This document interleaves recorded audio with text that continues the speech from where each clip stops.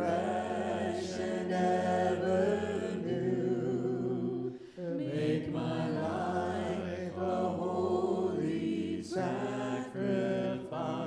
to you.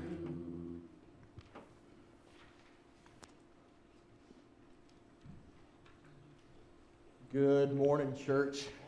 It is so good to be with you guys. It was great to have those who came here on Christmas Eve this last weekend. We got together, we sang some songs together, and it was just a great time to just be together as a family as we celebrate and reiterate to each other what we celebrate during that time of year. And now we're at a slightly different time of year. It's a weird time of year.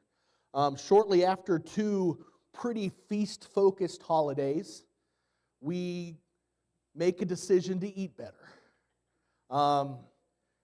Maybe exercise a little bit more, sleep a little bit better, save a little bit more money. Most of that probably coming from a little bit of guilt from how we've spent the last couple months celebrating life. But it's that time of year. It's the time of year where we look to bettering ourselves and focusing on making ourselves different. Every year, around New Year's Eve or New Year's Day, we have a similar kind of worship service where we focus on looking forward to the next year.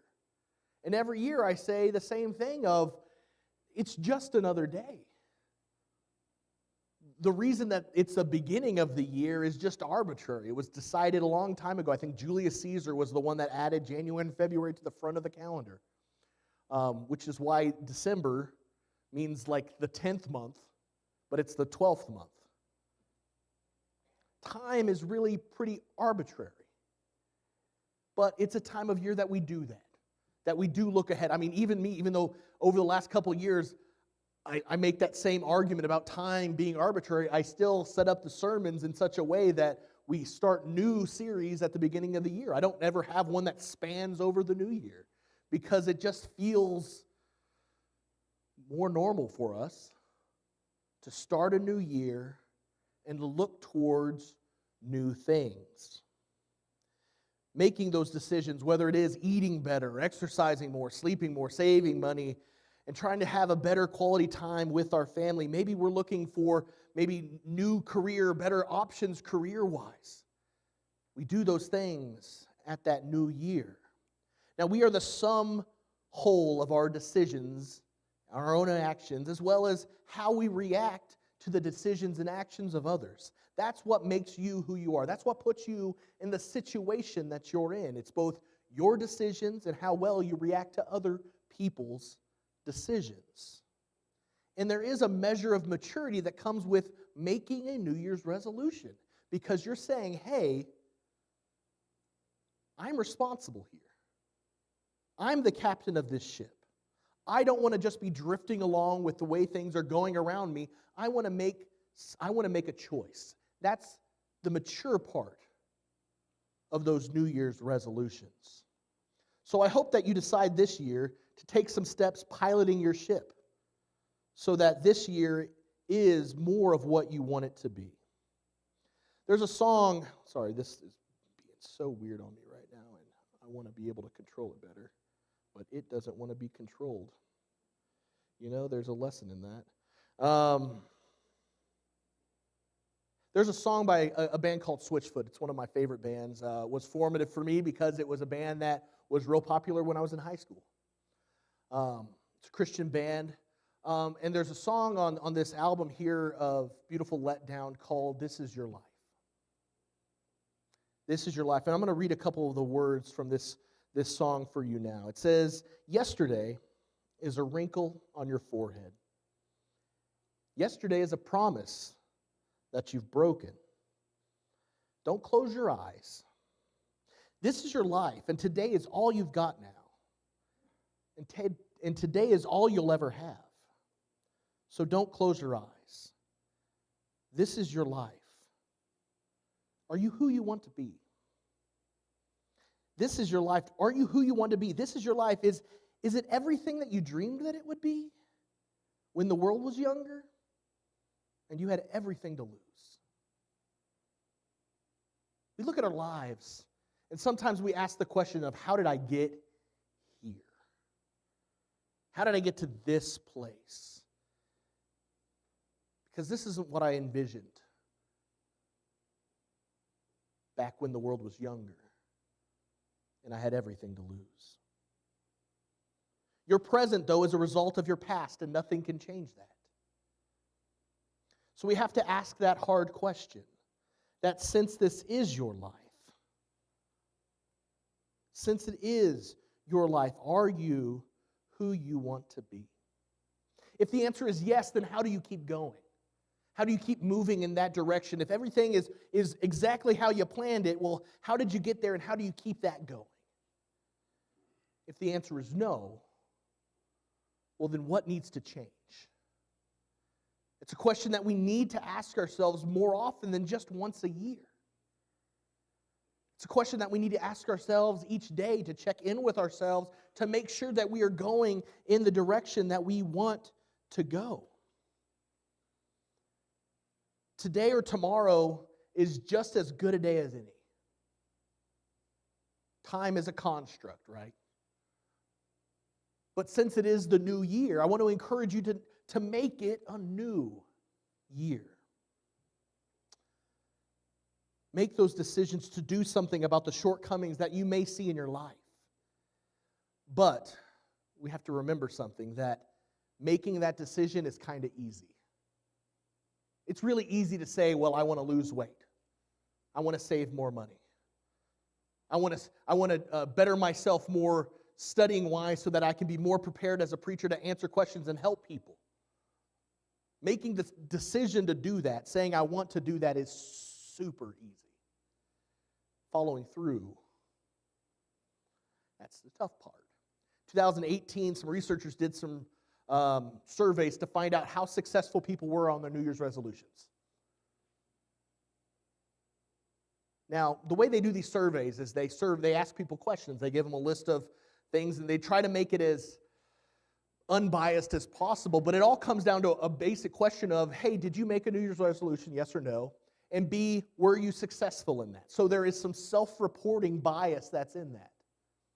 And what I mean by self-reporting bias is some people, they might say, well, my New Year's resolution is to eat better, to lose weight.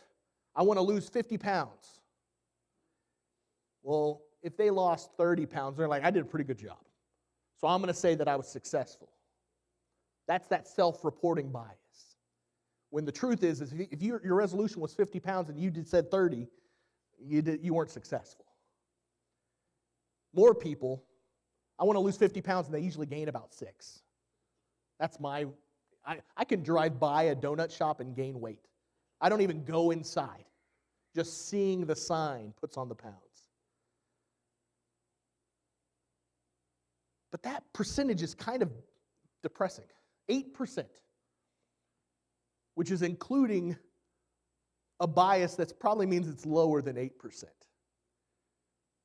which again sounds pretty depressing. However, it's infinitely better than the percentage of people who achieve the resolution that they never made.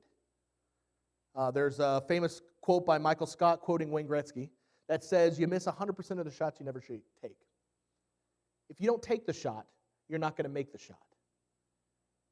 So if you never make a decision to better yourself, then you're never going to better yourself. We have to make the choice to better ourselves, and then we have to push forward to try to make that a reality. So the question is, what shots are you going to take this year? What are you aiming for in your life? And why is my tablet not doing what I want it to do? Because it should just be doing that. And it's not.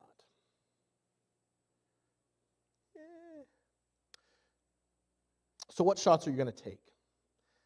When it all comes down to it, though, you're responsible for you. In Galatians 6, 7 through 10, it says, do not be deceived. God cannot be mocked. A man reaps what he sows. Whoever sows to please the flesh, from the flesh will reap destruction. Whoever sows to please the Spirit, from the Spirit will reap eternal life.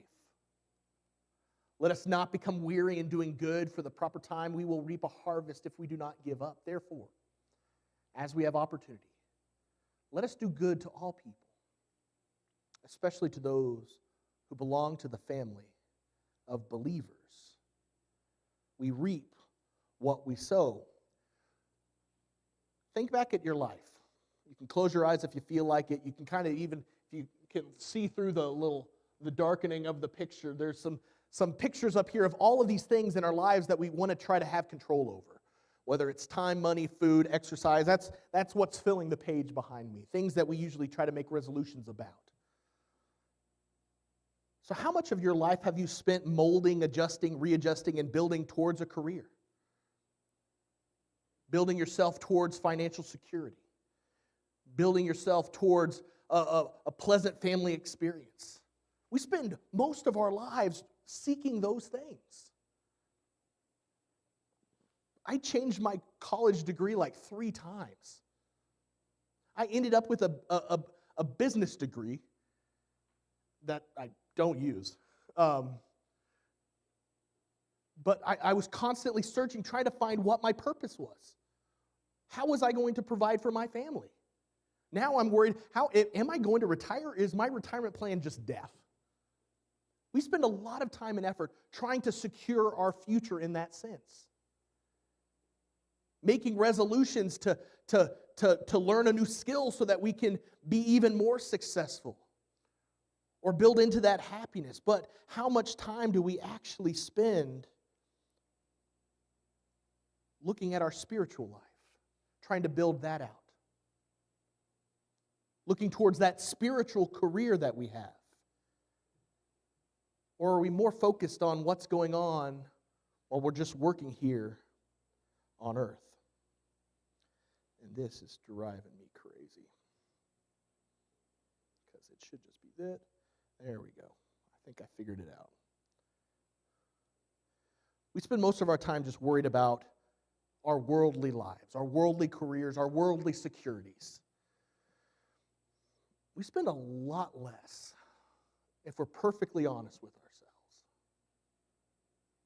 looking at how we're doing spiritually and how well we're working towards our spiritual careers, our spiritual purpose. I thought I had it fixed. Oh my goodness, this is ridiculous. No, there was just an update recently probably, and it's decided it wants to be controlled in a different way that I haven't learned yet. So that's most of what the problem is here. Hey, paper kills the environment.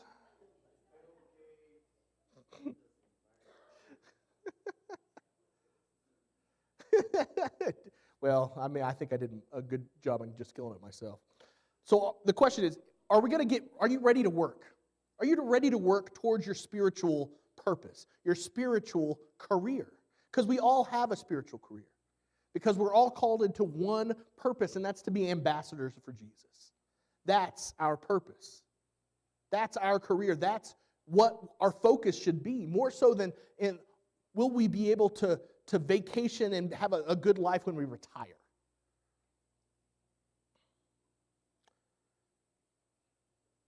When it comes to our spiritual life, though, if you're not moving forward, you're moving backwards. We want to coast. That's what we desire in life. We desire ease. We desire to find that medium course that we can get into a lane, set the engine on, press the cruise control, and just go and be happy with that. But when it comes to our spiritual life, if you're not moving forward, you're moving backward. You don't want to find yourself lukewarm when Jesus returns. There's some pretty heavy warnings against that. Luckily, no matter how far you've fallen, no matter how long you've spent in your life actually coasting and slowly finding yourself farther and farther behind where you want to be, there's always a chance for reconciliation, and you only have to look to King David for proof of that. Because King David fell hard. He was confronted with his own sin from coasting. And he made the change, and there was punishment that went with that. There was consequences that went with that. But he was restored that day. You'd be hard-pressed to fall as far as he did. Yet God still welcomed his repentance. There's no shame in realizing that you're not where you want to be. There's only shame in not doing anything about it once you realize that. In Galatians chapter 6, 4 through 5, it's just a little bit before what we read a moment ago. It says, each of you should test their own action. Then they can take pride in themselves alone without comparing themselves to someone else. For each one should carry their own load. In Romans 14:12, so then each of us will give an account of ourselves to God. The point of both of those things being, you are responsible for you. Whatever position you are in life, you are responsible for that. Other people had influence. I'm not saying that's not the case. I'm not saying that your situation might be a product of some bad circumstances, some bad environment, and some evil things done by evil people. However, you're responsible for you.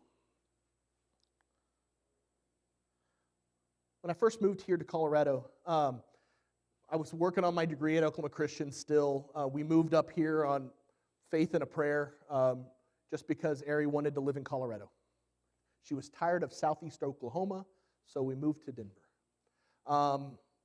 And the first place that I got to work, it took a while. It took months for me to find a job, even though I had a bachelor's degree in management. I was working on my master's. No one would hire me, which is like, it's really depressing when you go to like 2 interviews at an Arby's and they say no. But finally, I went to an interview up in at a Starbucks on the north side of Aurora.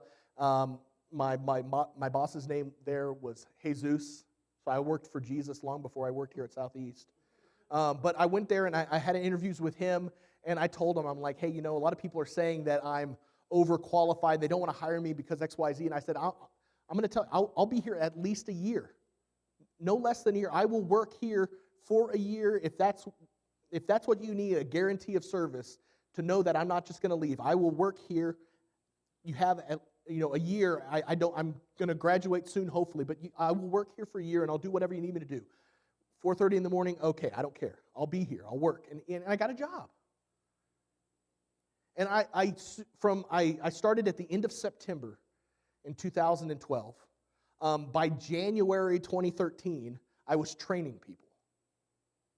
In the course of my work there at Starbucks, I trained 2 of my managers because Jesus had to be moved to a different store because a different store, the one on Mississippi and Buckley, the manager just quit one day. So they moved our manager there, and we had like assistant managers, both of which I trained. I trained these guys. So in the course of a few months, I became one of the reliable people that they could rely on. I was older than a bunch of them, not all of them, but I was older than a bunch of them. I worked hard. I'm okay with people. And I did what I needed to do, and I was pretty successful in it. Was it easy? No. But I knew what I needed to do, and I worked hard, trying to make sure that I wasn't a burden, to make sure that I was helpful, courteous, kind, in whatever way. You need me to work on an extra day, I can do that. And again, I soon became one of the reliable people, and we had a good group of partners there. About a year and a half into my work there, 6 months after what I was supposed to have a year, performance review, so 6 months late, I was sitting down with our manager, the guy I trained, and he was, going through all the stuff. You did, this is good, blah, blah, blah. But then he docked me on one thing. He said, Nathan, I don't feel like you care enough about how well the store's doing. And I don't think that you're spending any time or thought or effort outside of work to make sure that we're more profitable here. Now, that's kind of unfair for a couple reasons. I wasn't a shift lead. I was just a partner. I trained people. I was also working on a master's degree. I had a pregnant wife. This was just a job to me. So it's kind of unfair, but it's also kind of true because it was just a job for me.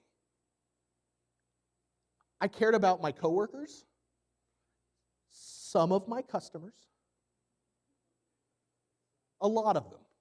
There's some that were troublesome, but most of them I cared about because I saw them every day sometimes. I really cared about my coworkers because we worked together in the trenches during those like Frappuccino buy one get one weeks, which were nightmares. I cared about making sure that people who came to the store felt appreciated and that they were taken care of. I didn't care at all whether or not our store was 10% more profitable than it was the quarter before. I could not care less. Because I was, in my opinion, paid to be there to sling coffee and to make people feel welcome and to make sure that the place was clean. And I did my job because to me it was a job. It paid my bills. It got us health insurance that was about to be used absolutely with the birth of Kaiji. But it wasn't a career. I could have chosen to make it one. I could have easily got on a track to be a manager of a store. The people that I trained to be managers proved that to me because they were not the sharpest knives in the spoon drawer. Like it wouldn't have been hard. I had a business degree. I understood management. I understood financial stuff. I was good with people. I'd worked in the service industry. My family owned a restaurant in Oklahoma for 30 years. I knew what it took to run a restaurant. But because of all three of those things, I knew I didn't want to run a restaurant. There's a reason that I went to get my master's degree in ministry rather than a master's of business, like an MBA.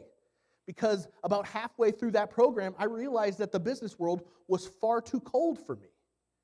I could not deal with the idea that if this person, no matter how nice they are, no matter how hard they're working, no matter how much they need the job, if they're costing you money, you need to fire them. I couldn't deal with that.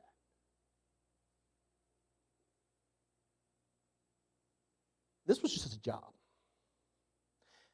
Unfortunately, we can carry this same mentality into our spiritual lives here at the church.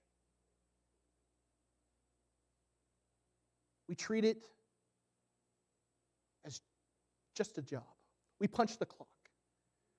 We're in the door. We're in the pew. We're happy to participate in events. We're happy to help when people need it. But we're not actively looking for ways to build this mission here at Southeast.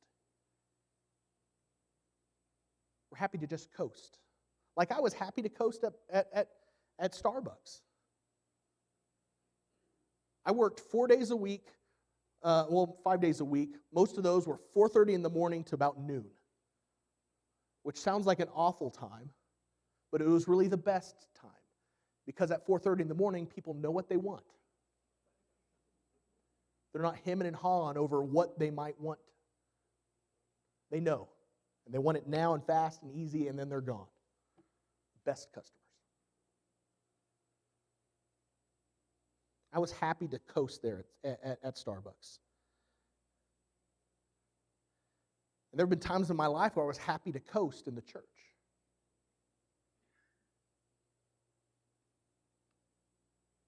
And it's easy to do.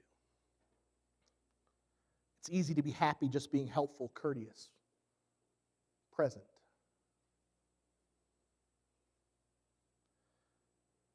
When it's convenient. But the church is so much more than just a religious workplace. This isn't a place for you to punch a clock to make sure that when the end comes that you have enough hours to get the benefits. It's not a place to just simply fill a role. It's not just a part-time gig. The church, the gospel, that's ours. We have a responsibility to it. We talked a couple weeks ago about how God's glory has been offered us. We have a part of that. It's been given to us. His glory, His gospel. We're called to be co-heirs with Christ, which means that it's not just God's gospel, not just God's good. It's our good news, and that's our responsibility to share. We have ownership here at Southeast. And not just Southeast, but the capital C church across the globe. We are responsible for it. Romans chapter 8, 17, Paul writes, "And if children and then heirs, heirs of God and fellow heirs with Christ, provided we suffer with Him in order that we may be glorified with Him." Matthew 5:16, "In the same way, let your light shine before others so that they may see your good works and give glory to your Father who is in heaven." 1 Corinthians 9:16, "For I preach the gospel that gives me no ground for boasting, for necessity is laid upon me. Woe to me if I do not preach the gospel." We shouldn't get a back pat for sharing the good news. It is our responsibility to share the good news. Finally, Colossians 4:5-6, "Walk in wisdom towards outsiders, making the best use of time. Let your speech always be gracious, seasoned with salt, so that you may know how you ought to answer each person." This place is more than a hobby shop. It's more than a part-time work release program. This is a place of God's business, which is our business, which means all overtime has been approved. We have to work every day. God's glory, God's purpose must become our purpose. We are here to be walking, talking, living, breathing billboards of joy, peace, love, mercy, and salvation, all of which that Jesus offers. That's our job. That's our purpose. Not based on conveniences, but a defining aspect of our lives.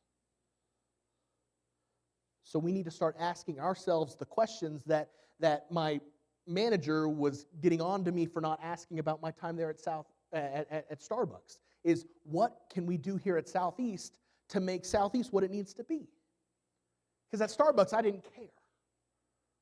In my mind, we were just a place to get coffee, sometimes fancy coffee.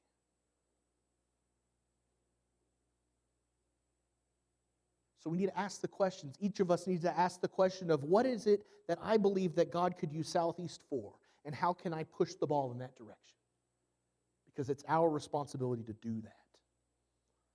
How can we move beyond personal transformation and look towards community involvement?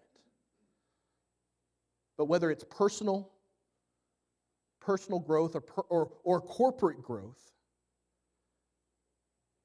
we can't make these resolutions on our own. And we can't make these changes happen just by ourselves. We must seek support in that. There's a bunch of verses here. I'm not going to read them all. You can see them above my head. You can take a picture with your phone if you want to. You've seen all of these verses before.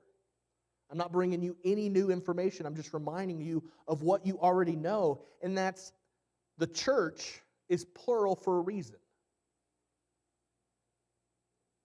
Our faith is not about being individual pillars. It's about working together for a common purpose. Because you're not meant to go and do this alone. We must seek support. Whether we're changing personally or changing corporately, we have to work as a group to do that.